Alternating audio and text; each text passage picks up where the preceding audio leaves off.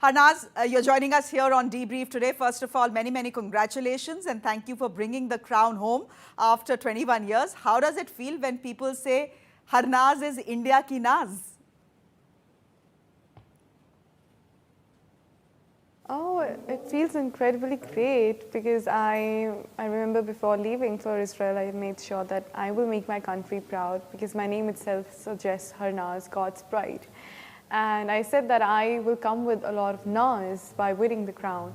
And I made it happen. So it feels grateful, it feels surreal at the same time. You know what a lot of people don't realize is that when you compete at a global stage like Miss Universe, you need the focus and determination of an athlete who's competing again at the international level. Could you tell our viewers here what competing for the Miss Universe contest required you to do?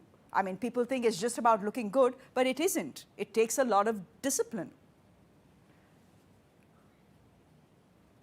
Well, it was a huge challenge for me and my whole team because we got only 30 days to prepare for Miss Universe, and it's a huge platform to showcase and embrace, empower women all around the world because you have no idea that you are inspiring millions of lives. And I remember while I was getting trained, I realized that it's about training communication, training ramp walk, hair, makeup, personality development. You need to take care of your diet, whatever you do, how you take all the cases in your life, how are you dealing situations, and what are your opinions? Do you really believe in that or not? And I think these things are very important for you because you need to be mentally strong. It's not only about having a physical appearance and just looking beautiful. It's about having a beautiful mind, and that reflects on your face. And having a gift of the gab as well. A lot of people have commented that much like Aishwarya Rai or Sushmita Sen or even Lara Datta, Harnaaz has the gift of gab. Does it come naturally to you or were you trained for it? I think the comfort zone was one of the challenges for me because I've always been very shy, introvert girl.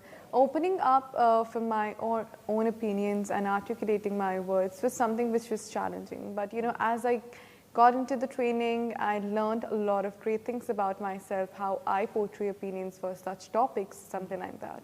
And it comes naturally, trust me, it just comes naturally. It's something when you start being easy, when you understand that this is your thought process, these are your opinions, this is your vision and your passion, everything around you falls in place. So that was something which just kept on moving on because I made sure that I'm practicing, taking some time out for myself, reading newspaper, having my own opinions, writing that, and that just made it happen.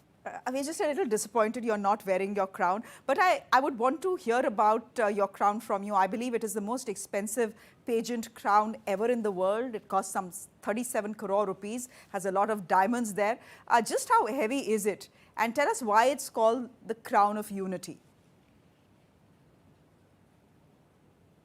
Well, the crown is beautiful, and the time I wore the crown, I realized that it's not only that will make you look beautiful, but it holds a lot of responsibility. I need to make sure that I am keeping the crown safely, I am taking care of it and responsibly using my voice. And for me, that crown really means it's a symbol of unity of uniting all the women out there, coming here at one stage, empowering each other, celebrating sisterhood and sharing their opinions on such big stage, because a lot of people get so inspired by your one quote. It is so impactful for you to use it wisely. And you know, there's a brown stone in the crown which always makes me feel connected to my roots. And I think that's something whenever I used to look up to the crown during my whole process of the pageant, I used to feel that this will always make me feel connected to the roots from where I come, to make sure that I celebrate my culture wherever I go in the whole world and to embrace that. And also it is something very powerful for me, and I think that is something my actions, which when I will be starting my journey with Miss Universe organization as a spokesperson, is what it will show into. And now it is safe. You will see me wearing the crown. Yeah, crown. You will see the crown very soon. So We just need to stay calm for a while. Okay, we'll stay calm for a while. You're talking about making the crown count, making your one-year journey as Miss Universe meaningful to you and to the universe. And you have been speaking about some important issues as well, especially, lip clefts. Could you tell us what that is and what is the work that you have been doing? Well, I do share a very close bond with Smile Train organization, and they have done more than 6 lakh surgeries only in India, if I'm talking about that. Imagine, that's a huge amount. And the best thing about cleft beneficiaries when I met them was that they were so confident about their smiles. And on that day, I felt that it's us who make them feel uncomfortable. It's not them. They are confident and they know the purpose and they will make it happen. They will achieve it. And we need to break this stigma of people thinking that cleft is incurable. It's not like that. Smile Train organization provides free training and resources with the help of medical professionals to provide free cleft surgeries. And that's a huge initiative. And it has always been a very great and wonderful time for me to spend with them. And if you're asking about the issues that I will be talking about, then all the issues that is Miss Universe focusing on, I will be the spokesperson and talking about that seriously on those topics. Along with that, I think climate change is a very obvious topic that we need to talk and we need to focus right now, especially the youth who wants to see the future of tomorrow, who are the future of tomorrow. They need to live in present and change their habits and choices. And what do you see as your future? You are already an actor, so I'm not going to ask you that stereotypical question about whether you are going to become an actor. Now, you already are an actor. You've acted in a couple of films. But I believe you're a big fan of Sanjay Leela Bhansali and Shah Rukh Khan. Honestly, I never thought that I could be an actor or a model. This all started when I was in 2017, when I was 17 of the age. I realized that I love doing this. And acting is a very natural talent. You can train somebody, but you cannot teach someone how to do acting. So this came in me and I realized that I love to inspire people. So by following passion of acting, I want to inspire people by choosing strong characters, especially of what women are and they can be. And let's see, it's too soon for me to say what will happen in future, but whatever happens, I'm ready for it. And your win is also a win for diversity and inclusion. The gown you wore was made by a transgender who we will be speaking to ahead on the show. I want to ask you whether it was a conscious decision to make a statement, and whether it was you making a conscious decision that this is what you want to do to make a statement. I think it's very easy for me to say that Saisha Shinde is a beautiful woman and the lucky charm for me.